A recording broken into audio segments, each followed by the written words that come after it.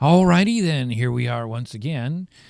What to do if your inner voice is cruel, or when your inner voice is cruel, as it always, well, not always, but most of the time comes out to be, because that's the way we were brainwashed programmed.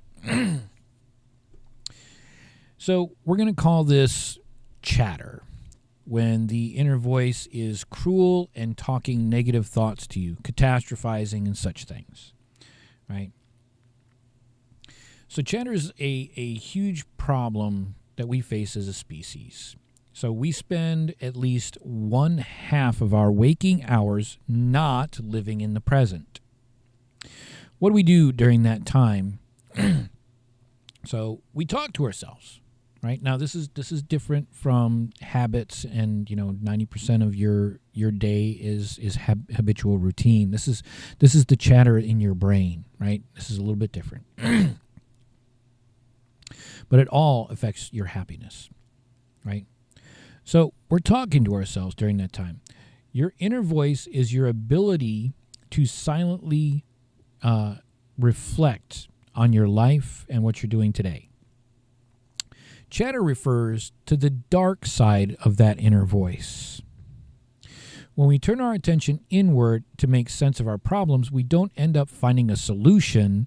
We end up ruminating, worrying, catastrophizing, right? We get stuck in cycles of negativity that takes this remarkable tool that we have and this inner voice, and it turns it into a curse rather than a blessing. Okay? So the study with psychologists and neuroscientists, right? Let's see what they have to say about all of this stuff, right? All right. Starting off, in terms of whether there's an evolutionary explanation for this inner voice, right? Many scientists believe that language is a tool that helps us navigate the world, right?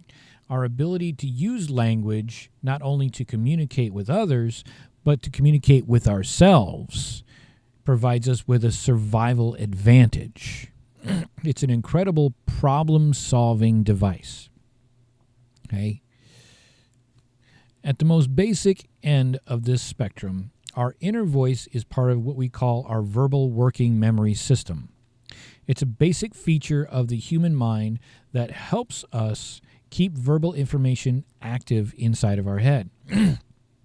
Our inner voice also lets us simulate and plan. So before a big presentation, go over it inside of my head and what I'm going to say, what are the different talking points that I'm going to be running through. I'll hear what questions the audience is going to ask me, and then I'll respond in turn. So I simulate that exchange inside my head. And to do that, I'm using my inner voice to help me. Our inner voice helps us control ourselves. Think about the last time you may have wanted to reach for a treat late at night, but then you think to yourself, no, don't do that. You'll regret that in the morning. Or you're going to eat something and you're not going to be able to get back to sleep. That is your inner voice.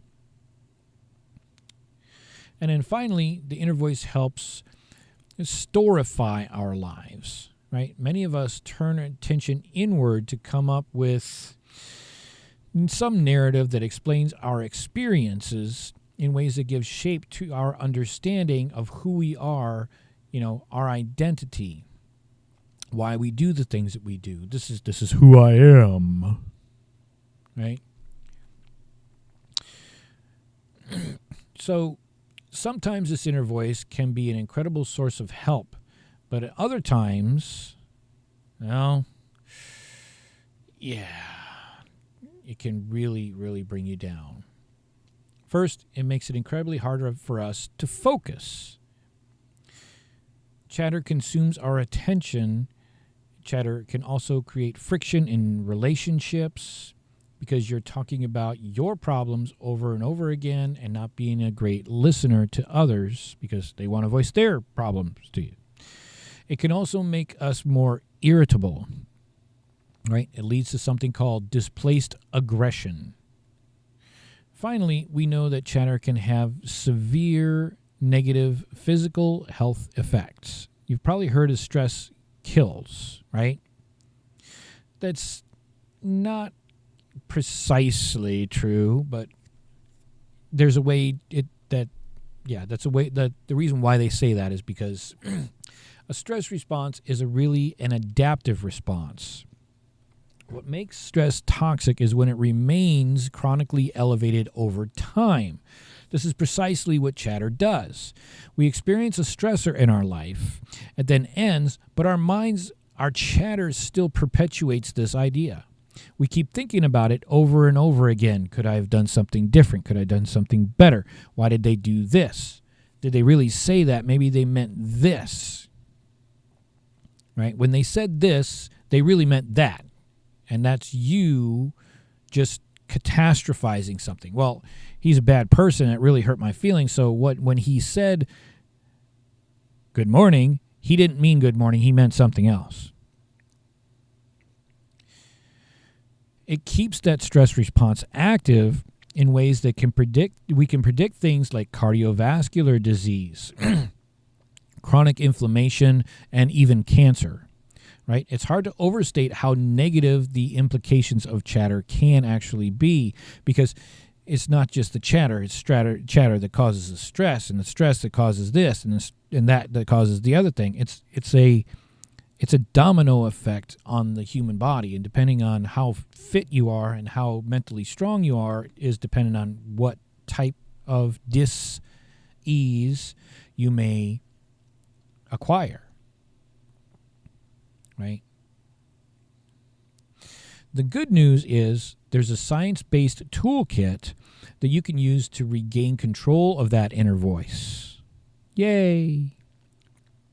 Things we can do on our own, ways of harnessing our relationships with other people, and even ways of interacting with our physical environments. One really good example of these tools are what we call rituals. We love having control, right? We love being in control. When we experience chatter, you often feel like your thoughts are in control of you. So the thing that we have learned through science is that we can compensate for this feeling of out of control by creating around us rituals that are in one way. That's the one way to do that is through the rituals, your daily ritual, which becomes a habit after a while, but we're not getting there just yet. A ritual is an ordered sequence of behaviors that you rigidly perform the same way each time you do it every day. You engage the same sequence of behaviors every time in the same exact way. That's giving you a sense of order. It's giving you a sense of control. Now, that can feel really good when you're mired in chatter. The tennis great Rafael Nadal, he said that the hardest thing that he struggles to do on the tennis court is manage the voices inside of his head. He engages in rituals to focus or to help himself focus. During breaks between play, he goes over to his bench and he takes a sip out of his water bottle, right?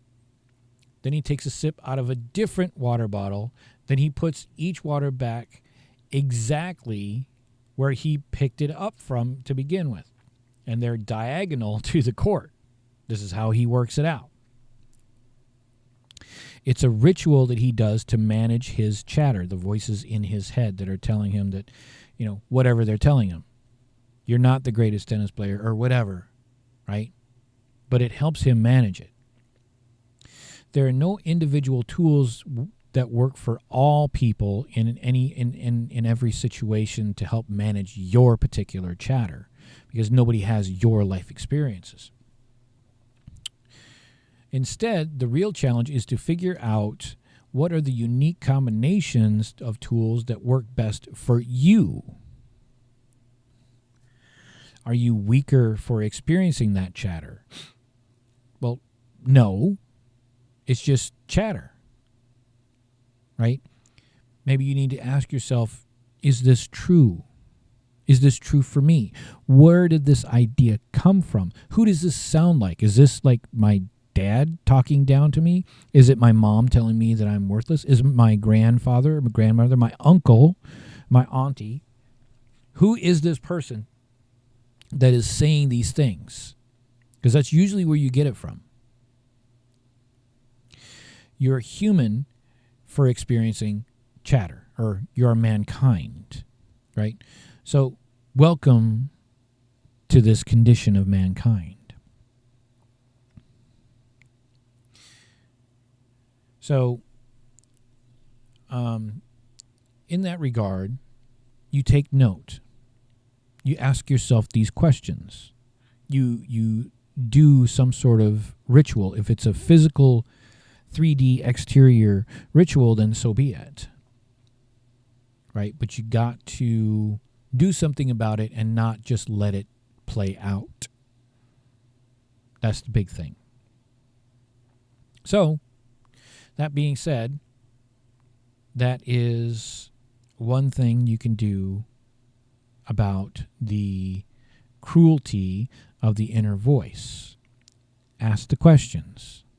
Hey, is this really true? I'm a great guy, great girl.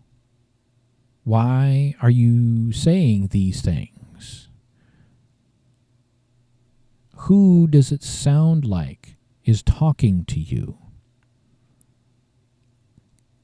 And why would that person berate you? It's usually a family member, or maybe somebody close to you, like a friend. It may not necessarily be a friend anymore. Maybe they should not be a friend if they're talking down and degrading you. Something that somebody mentioned to you while you were playing a video game, live streaming something or whatever on your Xbox, or maybe even on your social media. If somebody is degrading you, they're actually directing that at themselves subconsciously. Right? But you're picking that up and listening to it and taking it to heart after a fashion. That's what the inner chatter is coming from. Now, there's plenty of things that even those very same people have told you that are good things. Is just that this is why the chatter is so damaging, is because that person who you sort of love and cherish after a fashion, maybe it's one of your heroes or one of your good friends or somebody you want to be like, or maybe it's a member of your family. So you assume that everything that comes out of their mouth is to benefit you, when most of the time it is not.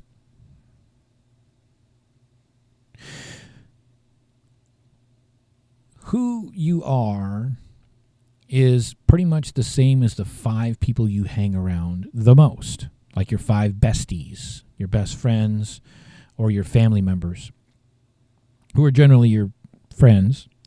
So, who are you like exactly? And how are you going to better yourself if you stay in that same situation? How has that benefited you so far in your life? I don't know if you're 10 years old. I don't know if you're 30. I don't know if you're 65.